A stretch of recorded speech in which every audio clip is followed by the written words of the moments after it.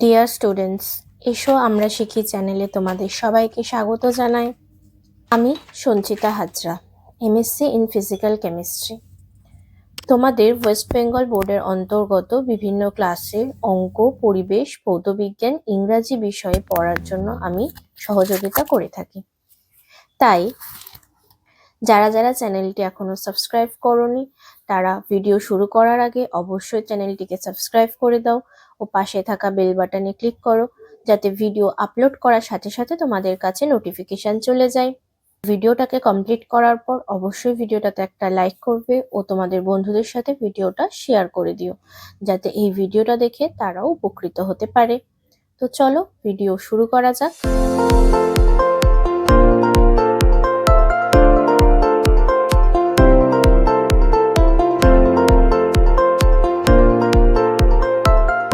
থেকে আমরা একটা নতুন বিষয় নিয়ে আবার পড়াশোনা শুরু করলাম, সেটা হলো ক্লাস 6 এর পরিবেশ ও বিজ্ঞান। আশা করি আগের ভিডিওগুলোতে আমি যেমন তোমাদের ভালোবাসা পেয়েছি এবারও পাবো। তোমরা সবাই মন দিয়ে পড়াটা দেখবে ও যদি বুঝতে কোনো অসুবিধে হয় অবশ্যই আমাকে কিন্তু কমেন্ট করে জানাবে। আজ আমরা শুরু করব প্রথম চ্যাপ্টারটা, পরিবেশ ও জীবজগতের পারস্পরিক নির্ভরতা। এই চ্যাপ্টারটা আমরা পড়ব। প্রথমে রয়েছে আমরা ও অন্যান্য প্রাণীরা নির্ভর করি গাছেদের ওপর। এটা নিয়ে একটু বিস্তারিত আলোচনা রয়েছে। আচ্ছা, তো প্রথমে এখানে আমি যেটা দেখতে পাচ্ছি সেটা রয়েছে যে আমরা নিজের কাজ, সমস্ত রকম কাজ আমরা কিন্তু নিজে করতে পারি না। অর্থাৎ আমাদের বাড়িতে যা যা দরকার লাগে সেটা কেউ না কেউ করে দেয়। কেউ প্রত্যেকের পার্টিকুলার কিছু কাজ রয়েছে নির্দিষ্ট, যেমন ধরো এই যে এখানে রয়েছে মা রান্না করছে। মার মাদের মা বা জেঠিমা বা কাকিমা বা ঠাকুমা এরা যারাই থাকেন না কেন তাদের কাজ হলো রান্না করা। সেটা কিন্তু সবাই করে না, পার্টিকুলার ওনাদেরই কাজ ওটা ঘরদোর পরিষ্কার করা। আবার বাজার করা, যেমন জেঠু কাকু বা দাদু যারা থাকে তাদের কাজ হলো বাজার করা, দোকান করা বা বাইরের যে সমস্ত কাজকর্ম করা। এরকম তাহলে প্রত্যেকের কাজ কিন্তু নির্দিষ্ট রয়েছে। যেমন চাষি যারা, তাদের কাজ হলো ফসল ফলানো, তারাই ফসল ফলায়, তাঁতি গিয়ে ফসল ফলায় না। তাঁতির কাজ হলো কাপড় বোনা, তারা কাপড় বুনছে বলে আমরা পড়তে পারছি। চাষি গিয়ে তাঁত কাপড় বোনে না। ঠিক আছে, প্রথমটা তাহলে এই রকম ধরনের একটা লেখা রয়েছে, প্যাসেজ রয়েছে এখানে। ঠিক আছে, আর তারপরে যে কলের মিস্ত্রি দিয়ে রয়েছে, যে কলের মিস্ত্রি কিন্তু কল সারায়, সে কিন্তু টিভি সারায় না। তাহলে টিভি সারানোর মিস্ত্রি আলাদা, কলের মিস্ত্রি আলাদা, বাড়ি বানানোর মিস্ত্রি আলাদা। তাহলে প্রত্যেকের নির্দিষ্ট নির্দিষ্ট কাজ রয়েছে। আবার এই যে সাইকেল সারাচ্ছে সেটার লোকও আলাদা। কলের যে কল সারায় সে কিন্তু সাইকেল সারায় না, আবার যে সাইকেল সারায় সে কিন্তু কল সারায় না। তাহলে একটা মানুষের পক্ষে তার দৈনন্দিন জীবনের যা সমস্ত দরকার লাগে সেগুলো তার একার পক্ষে করা কিন্তু সম্ভব হয়ে ওঠে না। তাকে বিভিন্ন মানুষের সাহায্য কিন্তু এর জন্য নিতে হয়। ঠিক আছে, এবার আমরা সেটাই দেখব। এখানে একটা ছক রয়েছে, এখানে রয়েছে কিছু কাজ লেখা রয়েছে, যে প্রতিদিন রান্না করে, ছোট ভাই বোনকে দেখাশোনা করা, বাজার করা, এই সমস্ত কাজগুলো রেখেছি এবং সেগুলোর ওপর আমরা কাজের ওপর ডিপেন্ড করি, সেটাও আমি লিখে দিয়েছি। এরপরে বাইরের কাজকর্মের কথা কিছু লেখা রয়েছে, যে বলেছে যে কোনো কাজ করার জন্য তোমাকে সমাজের বিভিন্ন লোকের উপর নির্ভর করতে হয়। সেরকম কিছু কাজ লিখতে বলেছে, তো আমি লিখেছি ফসল, শাকসবজি, ফলমূল উৎপাদন, এগুলো চাষির কাজ। পোশাক তৈরি করা, তাঁতি, দর্জি, টিউবওয়েল বা পানীয় ব্যবহার্য জলের লাইন তৈরি করে, এগুলোকে প্লাম্বার বা কলের মিস্ত্রি। ঠিক আছে, এরকম ধরনের ছক রয়েছে। পেজে আমরা কি পড়বো, যে মানুষ কিভাবে গাছেদের ওপর নির্ভর করে। মানুষ ও গাছেদের ওপর, গাছ না থাকলে মানুষ থাকবে না, আবার কিন্তু মানুষ না থাকলে গাছ কিন্তু বেঁচে থাকতে পারবে। ঠিক আছে, তাহলে মানুষ কিভাবে গাছেদের ওপর নির্ভর করছে, কি কি বিষয়ের ওপর? খাবারের জন্য, ঘর বাড়ি তৈরি বা প্রতিদিন ব্যবহার করা এমন জিনিস তৈরি করার জন্য, জামা কাপড় তৈরি করার জন্য ও অন্যান্য জিনিস। তাহলে খাবারের জন্য কিভাবে, সেগুলো আমি লিখে দিয়েছি। কিছু আরো অনেক কিছু হয়, সেগুলো লিখে নিতে পারো। আচ্ছা, ঘর বাড়ি তৈরি বা প্রতিদিন ব্যবহার করা হয় এরকম কিছু লিখেছি। কাঠের আসবাবপত্র, হাত পাখা, মাদুর, চটের ব্যাগ, এগুলো আমরা গাছ থেকে পাই। জামা কাপড়ের মধ্যে কার্পাস, তুলো, শন, পাট। ঠিক আছে, অন্যান্য জিনিসের মধ্যে লিখেছি ওষুধের জন্য, গাছের ওপর, গাছ থেকে আমরা ওষুধ পাই। রং তৈরির জন্য রবার, গঁদ বা আঠা, রজন পাওয়ার জন্য আমরা গাছের ওপর নির্ভর করি। আচ্ছা, এরপর লিখবো প্রাণীরা কিভাবে গাছেদের ওপর নির্ভর করে।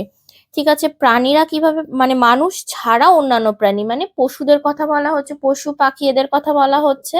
এটাও আমি এখানে ছকটা লিখে দিয়েছি, তোমরা ভালো করে একটু দেখে নেবে যে কি কি বিষয়ের জন্য মানুষ ছাড়া অন্যান্য প্রাণীরা কিভাবে গাছেদের ওপর নির্ভর করে, খাবারের জন্য, বাসা তৈরির জন্য, অন্যান্য প্রয়োজনে। ঠিক আছে, প্রত্যেকটা পয়েন্টের ওপর আমি লিখে দিয়েছি, তোমরা এটা ভালো করে পড়ে নেবে। ঠিক আছে, ভিডিওটা আমি সরিয়ে দিচ্ছি, এটা তোমরা এখানটা পজ করে নেবে, নিয়ে এই জায়গাটা দেখে নেবে যে আমি কি কি লিখেছি। ঠিক আছে, বুঝতে যদি অসুবিধা হয় অবশ্যই কমেন্ট বক্সে তোমরা সেটা জানাবে, আমি তখন বিস্তারিত আলোচনা করব। নেক্সট রয়েছে খাবারের জন্য আমরা ও অন্যান্য প্রাণীরা যেভাবে গাছেদের ওপর নির্ভর করি। তাহলে মানুষ ও অন্যান্য প্রাণীরা গাছেদের ওপর বিভিন্নভাবে নির্ভর করে, কেন কি বিভিন্ন ধরনের খাবার আমরা গাছপালা থেকে পাই।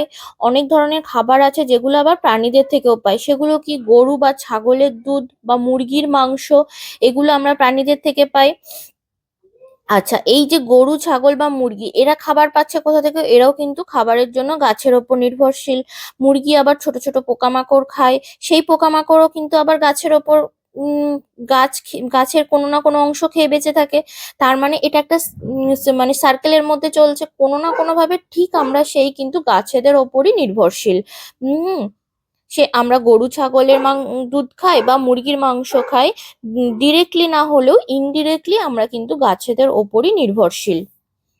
আচ্ছা, এখানে তারপর একটা ছক রয়েছে, বলেছে যে প্রাণীরা কিভাবে খাবারের জন্য গাছেদের ওপর নির্ভর করে, প্রয়োজনে তুমি নিচের সারণীতে আরো কিছু প্রাণীর নাম যোগ করতে পারো। কিছু প্রাণীর নাম দেওয়া রয়েছে এবং যেসব গাছপালা বা তাদের যে অংশগুলো খায়, তাহলে গরু কি কি খায়, ছাগল কি খায়, মুরগি, বাদর, কাঠবেড়ালি এরা কি কি খায় সেটা আমি লিখে দিয়েছি, তোমরা দেখে নেবে। নেক্সট আবার একটা ছক রয়েছে যেখানে বলা কিছু উদ্ভিদের নাম দেওয়া রয়েছে এবং উদ্ভিদের কোন অংশ মানুষ খায়। ঠিক আছে, কোন অংশগুলো আমরা খাচ্ছি সেটা লিখতে বলেছে। তাহলে এখানে রয়েছে গাজর, আদা, আম, সজনে, কুমড়ো, কলা, ভুট্টা, পালং শাক, কলমি শাক, চালতা। এই জিনিসগুলোর মধ্যে কোনগুলো আমরা খাই সেগুলো আমরা লিখবো এখানে। ঠিক আছে, নেক্সট আমরা পড়বো থাকবার জায়গা বা বাসা তৈরির জন্য প্রাণীরা যেভাবে গাছেদের ওপর নির্ভরশীল। ঠিক আছে, তো আমরা কম বেশি সবাই জানি যে পাখিরা তো গাছের ওপর বিভিন্ন বাসা তৈরির জন্য বাসা ওরা গাছের ডালে বানায় বেশিরভাগ ক্ষেত্রে, বা কখনো কখনো কোঠরে ঘরের বিভিন্ন ছোট ছোট জায়গা, ঘুলঘুলি এইসব জায়গায় কিন্তু পাখিরা বাসা বানায়, এবং সেই বাসাটা বানানোর জন্য কিন্তু তারা গাছেদের ওপর নির্ভরশীল। কেন কি তারা কি তো আর ইট বালি এইসব দিয়ে তো বা মাটি দিয়ে তো বাসা বানায় না, তারা কিন্তু বানায় কিন্তু গাছের ডালপালা এই সমস্ত কিছু দিয়েই কিন্তু বাসা বানায়। তাই বাসা বানানোর সমস্ত রকম উপকরণ কিন্তু তারা গাছ থেকেই জোগাড় করে। এবং কিছু কিছু পাখি তো আবার গাছের বেশি মানে কিছু কিছু বলবো না, বেশিরভাগ পাখি কিন্তু বাসাটা তাদের গাছেতেই বানায়। আচ্ছা, এরপরে রয়েছে যে শুধু পাখি কেন, পাখি ছাড়াও কাঠবেড়ালি, মাকড়সা, পিঁপড়ে মতো আরো অনেক প্রাণী থাকে, এরাও কিন্তু গাছেতেই আশ্রয় নেয়। ঠিক আছে, গাছে বা গাছের কোঠরে। পিঁপড়ে কোথায় থাকে, বেশিরভাগ ক্ষেত্রে গাছের গোড়ার যে মাটি সেইখানে কিন্তু বেশি পিঁপড়েদের বাসা হয়। আবার কেউ বাসা বানাতে না পেরেই গাছে থাকে, যেমন বাদুড়, বাদুড় হচ্ছে গাছের ডালে ঝুলে থাকে। তাহলে বাদুড় কিন্তু গাছে বাসা বানাতে পারে না, তাই গাছের ডালে কিন্তু ঝুলে থাকে। ঠিক আছে, নেক্সট আবার একটা ছক রয়েছে, এই ছকে রয়েছে যে প্রাণীরা যেসব গাছ থেকে বাসা তৈরি জিনিসপত্র জোগাড় করে, গাছই যখন থাকার জায়গা। আচ্ছা, এই ছকটাও আমি পুরো লিখে দিয়েছি, যাও যাও উত্তর লিখতে হবে সব লিখে দিয়েছি, তোমরা কিন্তু ভিডিওটা পজ করে এই জায়গাটা দেখে নেবে ছকটা। আর যদি বুঝতে অসুবিধা হয় অবশ্যই কমেন্ট বক্সে জানাবে। আচ্ছা, নেক্সট আমরা পড়বো আমরা বাড়িঘর তৈরির জন্য যেভাবে গাছেদের ওপর নির্ভর করি। ঠিক আছে, তো এইখানে আমাদের এই জায়গাটা একটু ইম্পর্টেন্ট, এই জায়গাটা আমরা একটু পড়বো যে পাহাড়ি অঞ্চল বা যেখানে বেশি ভূমিকম্প হয় এমন জায়গায় কাঠ দিয়ে বাড়ি তৈরি করাই রীতি। আগেকার দিনে বাড়ি তৈরি করার সময় ছাদের কড়ি বর্গা তৈরি হতো কাঠ দিয়ে। অনেক আগে থেকে চাষের কাজে নানা জিনিসপত্র তৈরি হতো কাঠ দিয়ে। জাহাজ বা গরুর গাড়ির চাকা তৈরিতে কাঠের ব্যবহার বহুদিনের। এছাড়াও চেয়ার, টেবিল, খাট তৈরি করতেও কাঠ ব্যবহার করা হয়। কাঠ দিয়ে ঘর সাজানো নানা রকম শৌখিন জিনিসপত্রও অনেকের বাড়িতে কম বেশি দেখা যায়। আচ্ছা, তাহলে আমাদের পাহাড়ি অঞ্চলে তো এখনো কাঠ দিয়ে বাড়ি তৈরি হয়। আর অনেক আগে, এখন মানুষ বেশিরভাগ ক্ষেত্রে সবাই ইট বালি সিমেন্ট এইসব দিয়ে বাড়ি বানায়, আগে কিন্তু মাটির বাড়ি তৈরি হতো। এবং সেই মাটির বাড়িতে যে ওই যে কড়ি বা বর্গা যেটা বলছে, ওটা কিন্তু সবসময় কাঠ দিয়েই হতো। ঠিক আছে, আমরা অনেকেরই যাদের মাটির বাড়ি রয়েছে বা অনেকে এরকম রয়েছে যারা মাথায় ছাদ দিতে পারেনি, বাড়ির মাথায় যাদের ছাদ থাকে না, ধরো অ্যাসবেস্টাস বা তোমার টিন ফিন এইসব দিয়ে যেগুলো ছাওয়া থাকে, সেখানেও কিন্তু কাঠ ইউজ করা হয় ওইগুলোকে ঠিকঠাক ভাবে সাজানোর জন্য এবং ওটা সাপোর্ট দেওয়ার জন্য। সেখানে আমরা কাঠ ব্যবহার করি, এখনো করে থাকি। আগেকার দিনে চাষের প্রথম তো মানুষ যখন চাকা আবিষ্কার করতে পেরেছিল, তখন তো তারা কাঠ দিয়েই চাকা আবিষ্কার করেছিল। তো গরুর গাড়ি, আগেকার দিনে এরকম অনেক গরুর গাড়িও আমরা দেখবো যে যার চাকা কিন্তু কাঠ দিয়ে তৈরি হয় এবং কাঠের ইয়ের ওপরই কিন্তু ওই লোহার বেড়ি লাগানো থাকে। হ্যাঁ, ঠিক আছে। তো বহু জায়গায় আমরা কাঠকে ইউজ করছি, আর কাঠকে ইউজ করছি মানে আমরা কিন্তু গাছের ব্যবহার করছি। ঠিক আছে, এরপর একটা ছক রয়েছে, যেখানে রয়েছে আমাদের রোজকার জীবনে বাড়িঘর তৈরিতে বা প্রতিদিন ব্যবহার করা এমন জিনিস তৈরির জন্য কোন কোন ক্ষেত্রে গাছের বিভিন্ন অংশ ব্যবহার করে নিচের তালিকায় লেখো। আচ্ছা, এই ছকটা আমি করে দিয়েছি। গাছের কোন অংশ আমরা ব্যবহার করছি সেটা লিখেছি, গাছের নাম লিখছি, আর কি কাজে ব্যবহার করা হয় সেটা লিখছি। ঠিক আছে, নেক্সট আমরা পড়বো জামা কাপড়ের জন্য গাছের ওপর নির্ভর করতে হয়। এখানে এখানে কি বলতে চেয়েছে এই জায়গাটার মধ্যে, সেটা হচ্ছে যে এই যে একটা একটা কাপড়ের টুকরো নিয়েছে, আমরাও বাড়িতে এটা করে দেখতে পারি। একটা কাপড়ের টুকরো, সেইটার কাটা হয়ে, সেটাকে যদি কাটার পর তার একটা সাইড কোণ ধরে আমরা যদি একটুখানি টান মারি, তাহলে দেখবো একটা সুতো মতো বেরিয়ে আসছে। সেই সুতোটা কিন্তু গাছ থেকে আমরা পাই। ঠিক আছে, তার মানে আমরা যে জামা কাপড়গুলো পরছি বা যে শাড়ি পরছি বা যা কিছু আমরা জামা কাপড় পরছি, সেই জামা কাপড় কিন্তু একটা ছোট ছোট অনেক সুতো দিয়ে তৈরি হয়।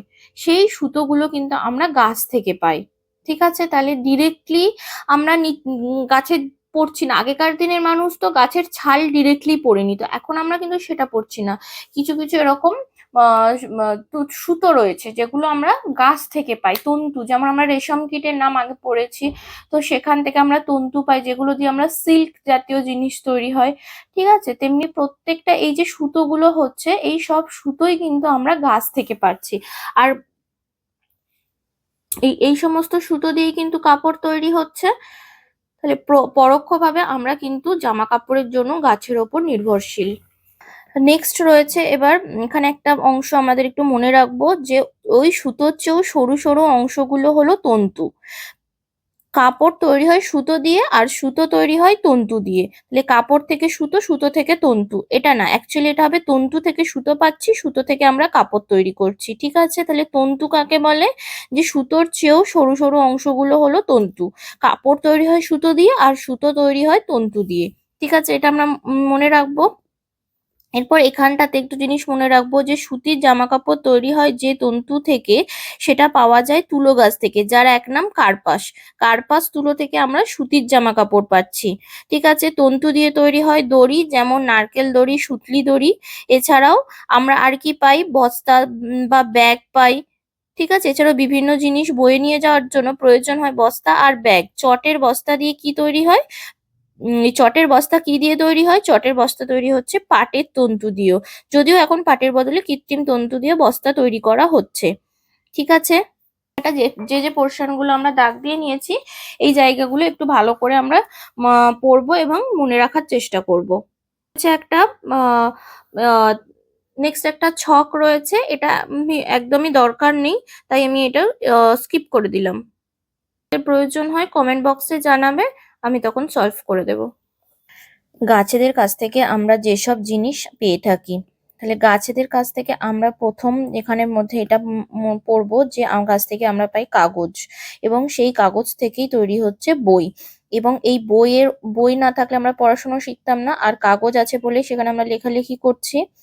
আচ্ছা, বই বা খাতা বাঁধাই করতে লাগে গদের আঠা, আঠাও আমরা পাই গাছ থেকে। ঠিক আছে, কাঠের জিনিসকে চকচকে করে তোলার জন্য পালিশ করা হয়, পালিশ করার জন্য যে রজন লাগে তাও আসে পাইন বা শালের মতো গাছ থেকে। যে যে জায়গাগুলো আমি এখানে দাগ দিয়ে দিয়েছি, শুধুমাত্র সেই সব জায়গাগুলো পড়লেই তোমাদের কিন্তু হয়ে যাবে, এক্সট্রা এই জায়গাগুলো পড়ার কোনো দরকার নেই। এখান থেকেই তোমরা শর্ট কোশ্চেনের অ্যান্সার কিন্তু করে ফেলতে পারবে। আর এখন বেসিক্যালি সব কিন্তু শর্ট কোশ্চেনই বেশি হয়ে থাকে। তো তার জন্য বইটাকে খুঁটিয়ে পড়া খুব দরকার। তাই যে যে জায়গাগুলো থেকে প্রশ্ন আসতে পারে প্রত্যেক পড়াতেই, প্রত্যেক ভিডিওতে তোমরা কিন্তু দেখবে যে সেই সমস্ত জায়গাগুলো আমি কিন্তু মার্ক করে দেবো, যে এই এই জায়গাগুলো পড়লেই হয়ে যাবে। সমস্ত শর্ট কোশ্চেনের অ্যান্সার কিন্তু তোমরা পেয়ে যাবে। ঠিক আছে, যেগুলো যেগুলো দাগ দিয়ে দেবো সেটুকুই যথেষ্ট, তার বাইরে আর এক্সট্রা করে পড়ার কিন্তু দরকার পড়বে না শর্ট কোশ্চেনের অ্যান্সারের জন্য। ঠিক আছে, তাহলে এই যে জায়গাগুলো দাগ দিলাম এইগুলো আমরা অবশ্যই পড়বো। নেক্সট রয়েছে বর্জ্য পদার্থ। বর্জ্য পদার্থ কাদের বলছে? বটগাছ থেকে একটা পাতা বা ডাল ভাঙলে দেখবে সাদা দুধের মতো চটচটে একটা জিনিস বেরিয়ে আসছে, ওটাই হলো গাছের বর্জ্য পদার্থ। ঠিক আছে, তাহলে এটা আমরা কি লিখবো? বটগাছ, এভাবে তো কোশ্চেন অ্যান্সার লেখা যায় না, তাহলে এখানে কি লিখবো? যে কোনো গাছের পাতা বা ডাল ভাঙলে দেখা যায় সেখান থেকে দুধের মতো চটচটে একটা জিনিস বেরিয়ে আসছে। বা সেখান থেকে আমি দুধটা বাদও দিতে পারি। হ্যাঁ, তো সাদা রঙের নাও হতে পারে, অন্য কোনো কালার বা কালারলেসও হতে পারে বা বর্ণহীন হতে পারে। তাহলে আমরা লিখবো এটাই, যে কোনো একটা গাছের পাতা বা ডাল ভাঙলে দেখা যায় সেখান থেকে একটা চটচটে জিনিস বেরিয়ে আসছে, ওটাই হলো আসলে গাছের বর্জ্য পদার্থ। ঠিক আছে, রাবার গাছ থেকে এইরকম যে পদার্থ বেরোয় তার থেকেই তৈরি হয় রাবার। ঠিক আছে, এটা অবশ্যই, যেগুলো এটা আমি দাগ দিয়ে রেখেছি মানে এটা আমাদেরকে মুখস্থ করতে হবে। এই রাবার দিয়েই আগে তৈরি করা হতো গাড়ির টায়ার। ইদানিং টায়ার তৈরি করার জন্য ব্যবহার করা হচ্ছে কৃত্রিম রবার। প্রাকৃতিক রবার দিয়ে এখনো পেন্সিলের দাগ মোছার ইরেজার তৈরি হয়, অর্থাৎ যেটাকে আমরা রাবার বলি, সেটা কিন্তু এখনো ওই গাছের যে বর্জ্য পদার্থ সেটা থেকেই কিন্তু তৈরি হচ্ছে। নেক্সট, ম্যালেরিয়ার ওষুধ তৈরি হয় কুইনাইন থেকে। কুইনাইন পাওয়া যায় সিনকোনা গাছের ছাল থেকে। কুইনাইন হলো সিনকোনা গাছের এক ধরনের বর্জ্য পদার্থ। তাহলে ম্যালেরিয়া তৈরির ঔষধ যেটা কুইনাইন, সেটাও কিন্তু অ্যাকচুয়ালি হলো গাছের বর্জ্য পদার্থ। এছাড়াও সর্পগন্ধা, তুলসী, বাসক এই সমস্ত গাছ থেকেও আমরা নানা ধরনের ওষুধপাতি পেয়ে থাকি। ঠিক আছে, যেগুলো যেগুলো দাগ দেওয়া রয়েছে সেগুলো অবশ্যই খুব ভালো করে পড়বে। এরপর বলছে অক্সিজেন তো গাছই দেয়, এটা তো আমরা সবাই জানি যে গাছ ছাড়া আমরা অক্সিজেন পাবো না। গাছেরা খাবার তৈরি করার সময় কার্বন ডাই অক্সাইড গ্রহণ করে, অর্থাৎ আমরা যেটা ছেড়ে দিচ্ছি সেইটা নিয়ে নিচ্ছে গাছ এবং তার পরিবর্তে অক্সিজেন ত্যাগ করছে। ঠিক আছে, খাবার তৈরি করার সময় কিন্তু গাছ অক্সিজেন ত্যাগ করে আর কার্বন ডাই অক্সাইড গ্রহণ করে, এর ফলে পরিবেশে অক্সিজেনের যোগান বজায় থাকে। তাহলে অক্সিজেন আর কার্বন ডাই অক্সাইডের ভারসাম্য বজায় রাখাতে কে সাহায্য করছে? শুধুমাত্র গাছ যে সাহায্য করছে তা না, মানুষও কিন্তু সাহায্য করছে। মানুষ কার্বন ডাই অক্সাইডটা ছাড়ছে বলে গাছ সেটা নিতে পারছে, আর গাছ কার্বন ডাই অক্সাইডটা নিয়ে অক্সিজেন ত্যাগ করছে, আর মানুষ তবেই অক্সিজেনটা নিয়ে বেঁচে থাকতে পারছে। তাহলে গাছ আর মানুষ এই ব্যাপারে এই অক্সিজেন ও কার্বন ডাই অক্সাইডের ভারসাম্য বজায় রাখতে মানে দুজনের ভূমিকাই সমান, প্রত্যেকে একে অপরের পরিপূরক। ঠিক আছে, প্রত্যেকে দুজনেই দুজনের উপর নির্ভরশীল। গাছও কার্বন ডাই অক্সাইড পাবে না মানুষ যদি না ত্যাগ করে, তাহলে গাছও মানুষের ওপর নির্ভরশীল, আবার মানুষও গাছের ওপর নির্ভরশীল। আচ্ছা, এরপরে হচ্ছে কিভাবে নির্ভর করি, কোন উদ্ভিদ থেকে পাই, উদ্ভিদের কোন অংশ থেকে পাই, সবটা আমি এখানে লিখে দিয়েছি, যদি বুঝতে অসুবিধা হয় কমেন্ট বক্সে জানাবে। নেক্সট আমরা পড়বো গাছেরা যেভাবে নির্ভর করে প্রাণীদের ওপর। ঠিক আছে, এখানে একটা ছোট্ট গল্পের মতো করে লিখেছে, আমার দরকার নেই সেটা, আমরা সরাসরি নিচে চলে যাব। বলছে যে মৌমাছি বা প্রজাপতির গায়ে পায়ে কি লেগে থাকে? এটা ফুলের পরাগরেণু লেগে থাকে, এবং সেই পরাগরেণু ফুলের গায়ে লাগে বলেই সে যখন অন্য ফুলে গিয়ে বসে তাহলে তার পায়ে লেগে থাকা ওই পরাগরেণুটা ওই ফুলের সাথে মিশে গিয়ে ফুলের পরাগ মিলন ঘটে, ফুলের তখন পরাগ মিলন ঘটে। ঠিক আছে, এইভাবেই কিন্তু এখানে একটা বলেছে, একটা পাখির নাম বলেছে মৌটুসি, সে কিন্তু কল্কে ফুলের পরাগ মিলনে সাহায্য করছে। ঠিক আছে, মৌটুসি পাখিটা কল্কে ফুলের পরাগ মিলনে সাহায্য করছে। আচ্ছা, এই জায়গাটা আমরা একটুখানি ভালো করে পড়বো যে কিভাবে পরাগ মিলনটা ঘটছে, এই জায়গাটা পড়ে নেব। তাহলে অনেক প্রাণী তাদের খাবার সংগ্রহ করে ফুল থেকে, আর সেই সময় তাদের দেহে নানা অংশে লেগে যায় ফুলের পরাগরেণু। এই প্রাণীরা যখন অন্য কোনো ফুলে গিয়ে বসে তখন পরাগরেণু ওই ফুলে এসে পড়ে, এই প্রক্রিয়াটির নাম হলো পরাগ মিলন। তাহলে যদি পরাগ মিলন কাকে বলে পরে আমি লিখে দেবো এটা। আচ্ছা, নতুন উদ্ভিদ তৈরির জন্য পরাগ মিলন খুবই জরুরি। ফুলের এত রং আর গন্ধের আয়োজন কেবলমাত্র পতঙ্গ আর অন্যান্য প্রাণীদের কাছে টানার জন্যই, যাতে তারা ফুলের রং আর গন্ধে আকৃষ্ট হয়ে ফুলে এসে বসে আর এক ফুলের রেণু অন্য ফুলে মাখামাখি হয়ে পরাগ মিলন ঘটে যায়। আশা করছি বুঝতে সুবিধা হলো। তবে এই জায়গাটা আমরা কিন্তু একটু ভালো করে পড়বো। এখান থেকে কিন্তু পরাগ মিলন কাকে বলে বা পরাগ মিলন কিভাবে ঘটে এই ধরনের প্রশ্ন কিন্তু আসতে পারে। ফল আর বীজ ছড়িয়ে পড়ে দূরে দূরে। আচ্ছা, ফল আর বীজ কিভাবে এক জায়গা থেকে আরেক জায়গায় ছড়িয়ে পড়ছে সেটা নিয়ে এখানে লেখাটা, আমরা এই জায়গাটা বাদ দিলাম, এখানটা পড়বো, এখানটা আমাদেরকে পড়তে হবে। আচ্ছা, কি লেখা আছে? অনেক সময় পাখিরা মুখে করে ফল নিয়ে উড়ে যায়। উড়ে যাওয়ার সময় পাখিদের মুখ থেকে ফলটা মাটিতে পড়ে যায়।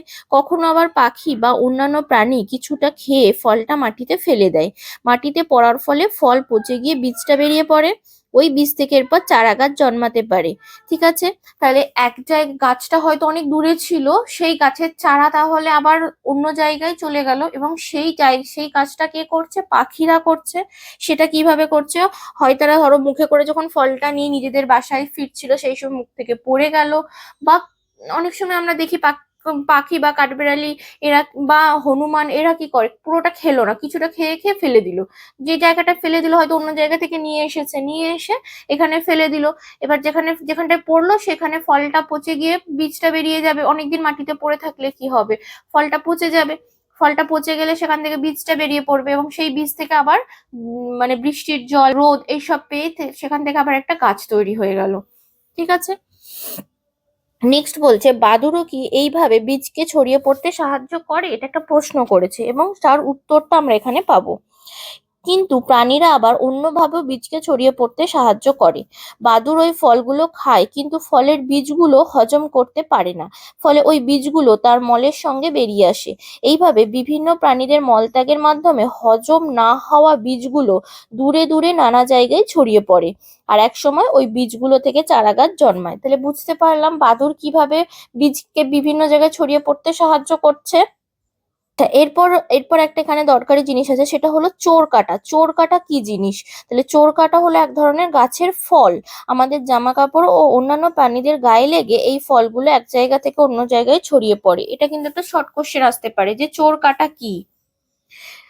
নেক্সট যে ছকটা রয়েছে সেই ছকটাও আমি করে দিয়েছি, যে ফল বা বীজের বিস্তারে সাহায্য করে এরকম প্রাণী, কাঠবেড়ালির নামটা দেওয়া ছিল না, আমি দিয়ে দিয়েছি, এবং কিভাবে সাহায্য করে সেটাও আমি এখানে লিখে দিয়েছি। আছে, আজকের পড়াটা আমি এখানে কমপ্লিট করলাম। 9 পাতা অবধি আমরা আজকের ক্লাসে পড়লাম। নেক্সট ভিডিওতে কিন্তু পুরো চ্যাপ্টারটা আমি কমপ্লিট করে দেব, এবং সেই ভিডিও দেখার জন্য অবশ্যই তোমাদেরকে চ্যানেলটা সাবস্ক্রাইব করে রাখতে হবে, এবং বেল নোটিফিকেশনটাতে ক্লিক করে রাখবে, অল নোটিফিকেশনে অন করে রাখবে, তাহলে তবেই তোমরা কিন্তু নেক্সট ক্লাসের ভিডিওটা সাথে সাথে পেয়ে যাবে আমি আপলোড করার সাথে সাথে। ভিডিওটা ছেড়ে যাওয়ার আগে অবশ্যই ভিডিওটাতে একটা লাইক করবে ও ভিডিওটা তোমার বন্ধুদের সাথে শেয়ার করবে।